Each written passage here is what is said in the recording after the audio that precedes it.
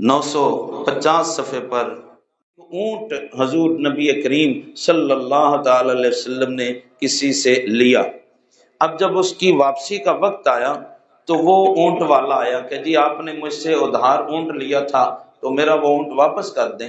حضور اکرم علیہ الصلوۃ والسلام نے وہ صحابہ کرام جو مال غنیمت اور زکوٰۃ کے اونٹوں کے اوپر نگران تھے ان سے فرمایا کہ بھائی اس کا اتنے سال کا اونٹ ہم نے لیا تھا، دیکھو اور واپس کر دو۔ تو صحابہ کرام نے دیکھا تو عرض کی حضور اس عمر کا کوئی اونٹ نہیں ہے، سب بڑے اونٹ ہیں، بڑے بڑے اونٹ ہیں، پورے عمر والے ہیں، اتنی عمر کا کوئی نہیں۔ میرے کریم آقا صلی اللہ تعالی علیہ وسلم نے فرمایا کہ وہ بڑا اونٹ ہی اس کو دے دو، اس نے ہمیں تھوڑی عمر کا اونٹ دیا تھا، ہمارے پاس اس عمر کے برابر کا اونٹ نہیں ہے، جو اس سے بڑا ہے وہ بھی دے دو۔ اور ساتھ ہی فرمایا تم سے بہتر بندہ وہ ہے جو قرضہ اچھے طریقے سے واپس کرے۔ سبحان اللہ، اللہ اکبر، سبحان اللہ۔ یہ عملی پہلو ہے ہمارے آقا کا، لقد کان لکم فی رسول اللہ اسوۃ حسنہ۔ اے ایمان والو، رسول کریم علیہ السلام کی زندگی میں تمہارے لیے بہترین نمونہ ہے، ہر معاملے میں نمونہ ہے۔ جی اللہ اکبر، اللہ اکبر۔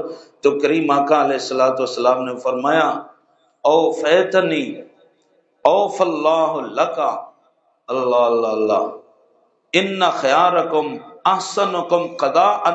کریم آقا علیہ السلام نے فرمایا بھئی تم سے بہترین بندہ وہ ہے جو قرضہ اچھے طریقے سے واپس کر دے، وہ بہترین بندہ ہے۔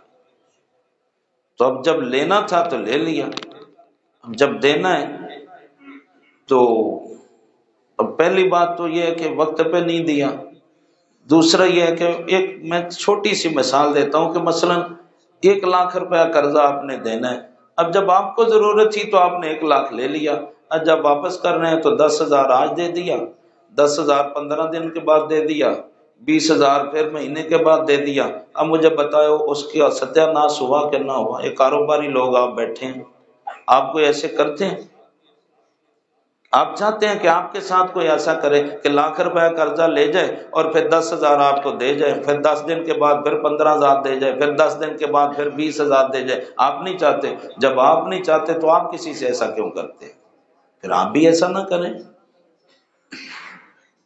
اسی بخاری شریف میں حدیث ہے، میرے اور آپ کے کریم آقا صلی اللہ علیہ وسلم فرماتے ہیں لا یؤمن احدکم حتی یحب لأخیہ ما یحب لنفسہ، او کما قال علیہ السلام۔ حضور فرماتے ہیں بھئی کامل مومن تو وہی ہے جو اپنے لیے پسند کرتا ہے، اپنے مومن بھائی کے لیے بھی وہی پسند کرے۔ سبحان اللہ۔ تو آپ تو نہیں چاہتے کہ مجھ سے کوئی بندہ 1 لاکھ روپے لے جائے اور مجھے 5 10 ہزار کر کے واپس کرے، تو پھر آپ بھی کسی کے ساتھ ایسا نہ کریں۔ جی اللہ اکبر، اللہ اکبر۔ میرے پیارے دوستو، حضور سید عالم صلی اللہ تعالی علیہ وآلہ وصحبہ، یہ 323 نمبر صفحہ ہے بخاری شریف کا۔ یہ جو ہم اس طرح کی حرکتیں کرتے ہیں نا، اچھا قرضہ دینا ہے، پیسے بھی ہیں، آپ کے پاس 1 لاکھ روپیہ ہے، آپ نے 1 لاکھ روپیہ قرضہ دینا ہے کسی بندے کا، لیکن آپ کے پاس کوئی ایسا کام ہے جو 20,000 میں ہو سکتا ہے، تو آپ کہتے ہیں تو چل یار میں پہلو اپنا کام کر لوں، آپ پھر انہوں دے لیں گے۔ وہ آپ نے 20,000 والا اپنا کام کیا نا، پھر آپ کو اور کوئی کام پڑ گیا جو 20-25,000 کا ہے، وہ چلو یہ بھی کر لیے، پھر انہوں آپ دے لینے۔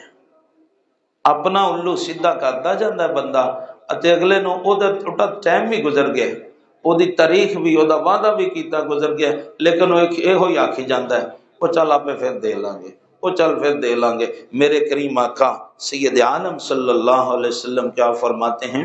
حضور علیہ السلام فرماتے ہیں مطل الغنی ظلم، جو قرضہ واپس کرنے کے اسباب رکھتا ہے پھر نہیں دیتا، اپنا کوئی کام نکال لیتا ہے، میرے آقا نے فرمایا وہ ظالم ہے، یہ تو ظلم ہے۔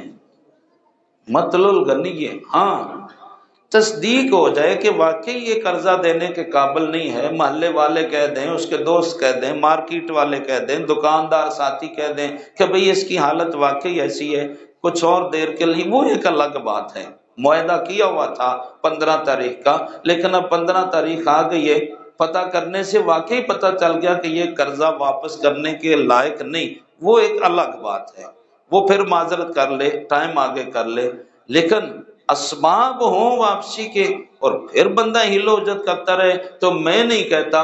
میرے کریم آقا علیہ السلام ارشاد فرماتے ہیں مطل الغنی ظلم، جو قرضہ دینے کی واپس کرنے کی صلاحیت رکھتا ہے پھر اپنے کام نکالتا رہتا ہے، پھر جان بوجھ کے ہلے بانے کر کے دیر کرتا ہے، تو فرمایا یہ تو ظلم ہے اور ظالم کو اللہ پسند تو نہیں فرماتا۔